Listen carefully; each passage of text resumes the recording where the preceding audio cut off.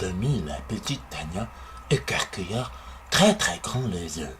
Un bout de tarte pomme coula du nez du petit Tommy qui avait avalé de travers.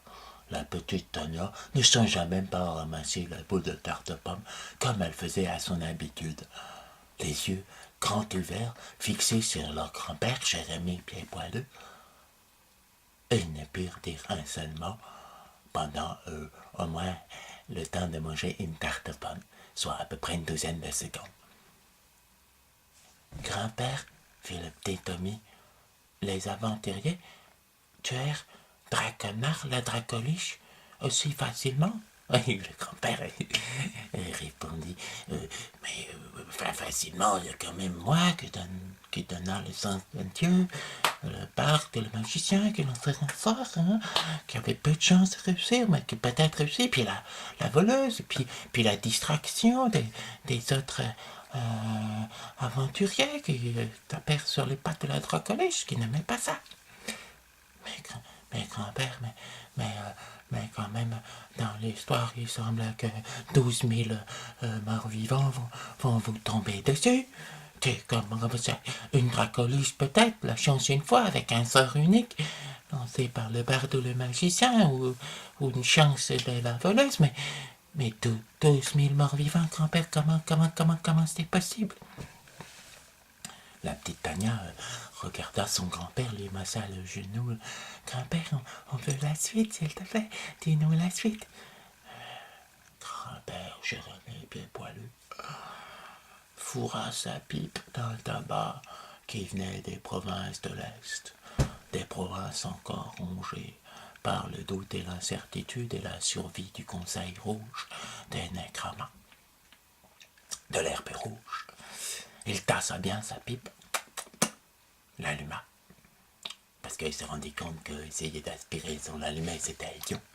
Regarda ses deux petits-enfants et leur fit « Oui, 12 000 squelettes et morts vivants.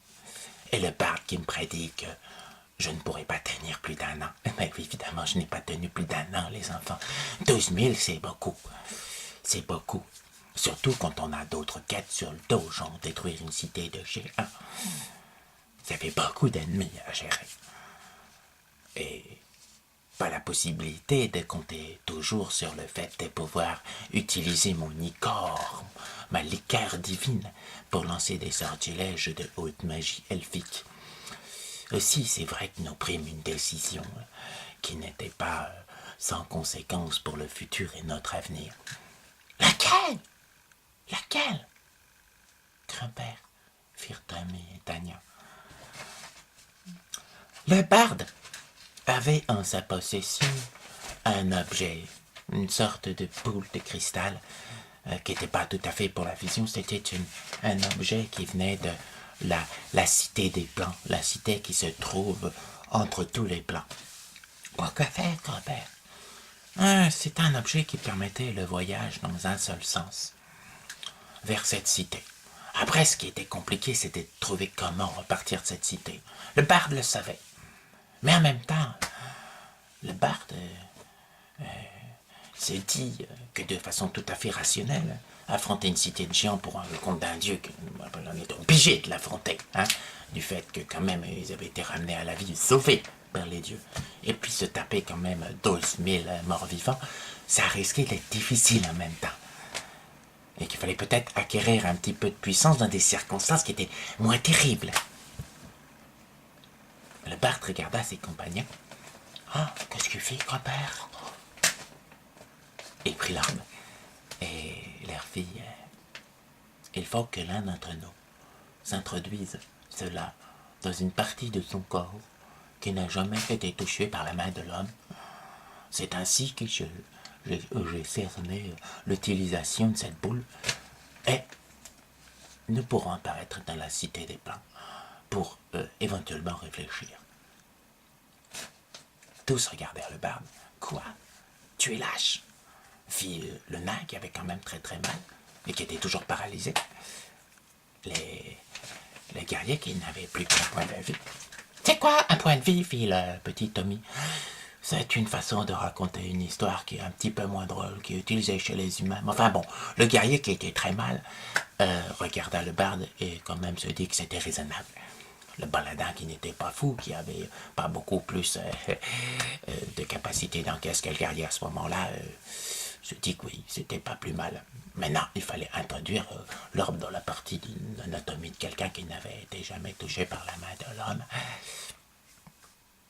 Et qui choisirent-ils? Grand-père firent Tommy Tania.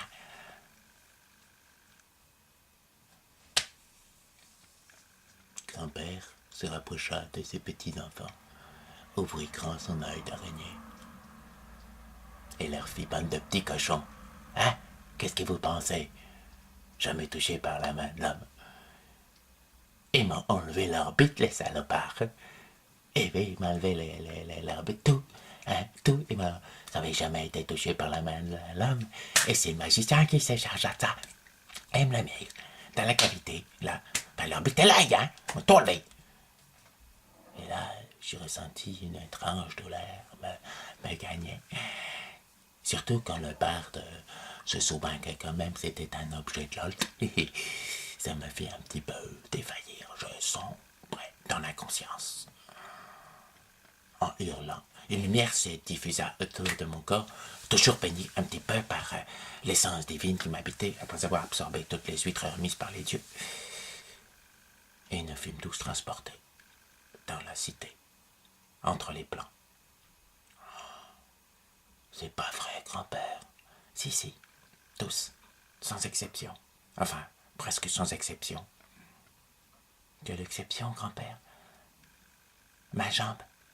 Ils auraient pu aller la chercher à l'intérieur de la gorge de la dracoliche et me la ressouder. Les prêtres et les magiciens, ils avaient les moyens. Mais non, là, c'était un petit peu trop loin. On s'est tous retrouvés au milieu de la cité des plans. Et où ça?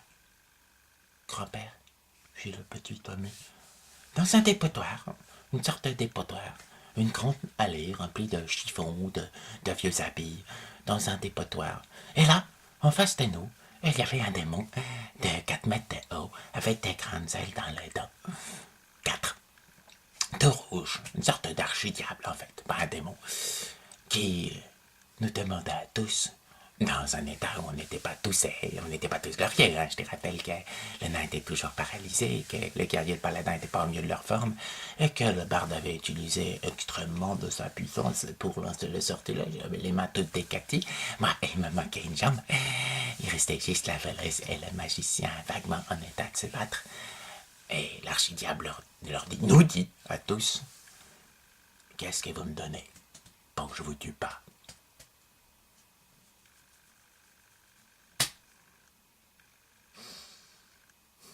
Qu'est-ce qui s'est passé, grand-père?